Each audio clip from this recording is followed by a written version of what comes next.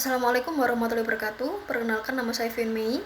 Di sini saya akan mempresentasikan materi saya yang berjudul Pengaruh Alternatif Kurs terhadap Laporan Keuangan dan Transaksi Mata Uang Asing. Mata kuliah Akuntansi Internasional, dosen pengampu Dr. Tatlikul Afkar, SPD MPD, Program Studi Akuntansi, Universitas BGRI Adipura, Surabaya. Langsung saja kita ke materi yang pertama, yaitu 3 kurs yang dapat digunakan untuk mentransaksikan neraca mata uang asing terhadap mata uang domestik. Ada kurs saat ini, adalah kurs yang berlaku pada tanggal laporan keuangan. Yang kedua ada kurs historis, adalah transaksi mata uang asing yang berlaku saat aset dengan mata uang asing pertama kali didapatkan. Yang ketiga ada kurs rata-rata, yaitu nilai rata-rata biasa atau dengan pembobotan baik pada kurs historis saat itu. Nah, selanjutnya, apakah pengaruh laporan keuangan jika menggunakan kurs historis sebagai kebalikan terhadap transaksi kurs saat ini sebagai koefisien transaksi mata uang asing? Kurs historis pada umumnya menjaga padanannya biaya awal item mata uang asing dalam laporan keuangan domestik. Sebagai contoh, anggap saja anak perusahaan Amerika Serikat mendapatkan item untuk persediaan sebesar 1000 unit foreign currency, atau bisa disingkat dengan EFC, atau mata uang asing. Saat tingkat nilai tukar atau transaksi tidak langsung adalah foreign currency 2 sama dengan $1. Aset tersebut akan muncul dalam pernyataan gabungan sebesar $500. Sekarang asumsikan bahwa nilai tukar berubah dari FC2 sama dengan $1 menjadi FC4 sama dengan $1 pada waktu laporan keuangan selanjutnya dan item persediaan tersebut masih dimiliki. Akankah persediaan padanannya dolar Amerika Serikat sekarang berubah menjadi $250? Jawabannya adalah tidak. Kenapa? Selama kita mentransaksikan harga awal foreign currency 1000 pada tingkat yang berlaku saat saham dimiliki atau kurs historis, maka akan muncul sebesar $500 pada laporan keuangan yang mana nilai perolehan tersebut menggunakan dolar Amerika Serikat. Dan selanjutnya ada 2 tipe penyesuaian transaksi, yaitu yang pertama ada gains and losses settled transaction atau keuntungan dan kerugian pada transaksi stabil. Itu muncul walaupun nilai tukar pada pembukaan transaksi awal berbeda dengan tingkat pada pencapaian. Yang kedua ada gains and losses unsettled transaction atau keuntungan dan kerugian pada transaksi stabil. Muncul saat laporan keuangan dipersiapkan sebelum transaksi disetujui. Dan selanjutnya ada transaksi mata uang asing. Perbedaan karakteristik pada transaksi mata uang asing adalah perjanjian yang dipengaruhi oleh mata uang asing. Oleh karena itu, transaksi mata uang asing akan muncul saat perusahaan membeli atau menjual produk yang pembayarannya menggunakan mata uang asing. Sebagai contoh, sebuah perusahaan yang membeli persediaan dengan mata uang real Arab Saudi akan mengalami kerugian nilai tukar apabila real meningkat sebelum penyelesaian perjanjian.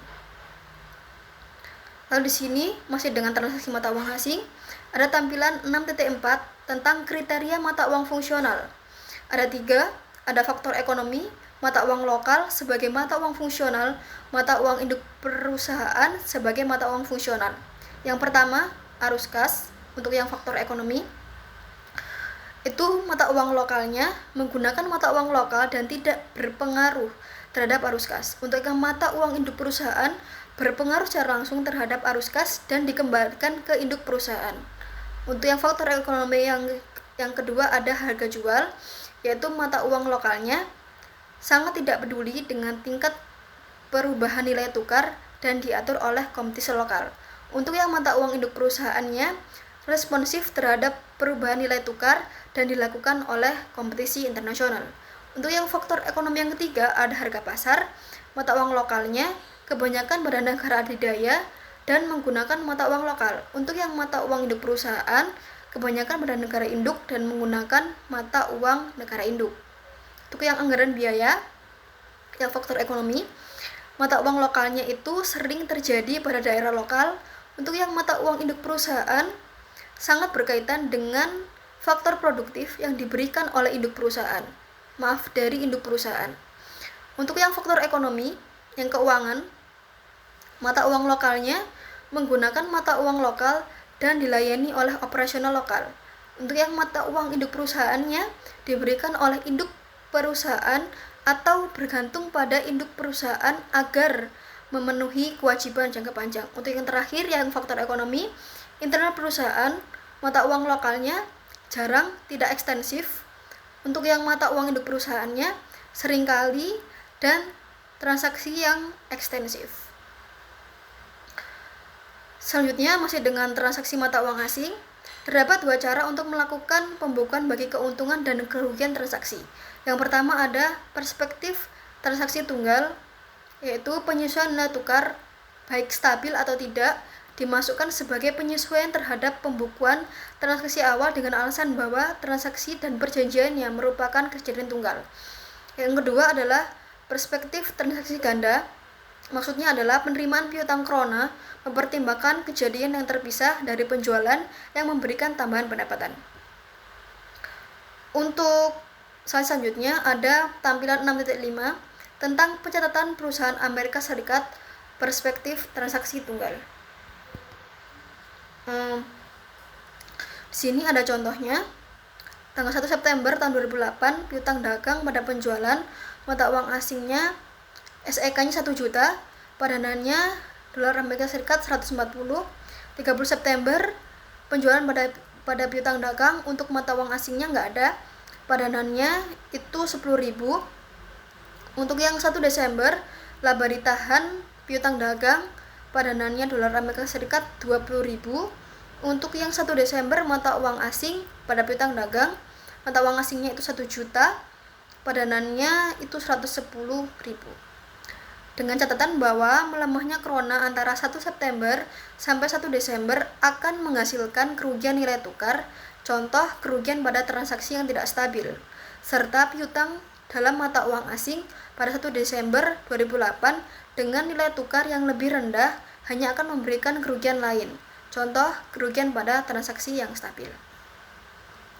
Untuk selanjutnya, jika tadi perspektif transaksi tunggal, sekarang adalah yang ganda, yaitu tanggal 1 September itu piutang dagang pada penjualan, mata uang asingnya 1 juta, padanannya itu 140. Untuk yang 30 September, kerugian nilai tukar asing pada piutang dagang.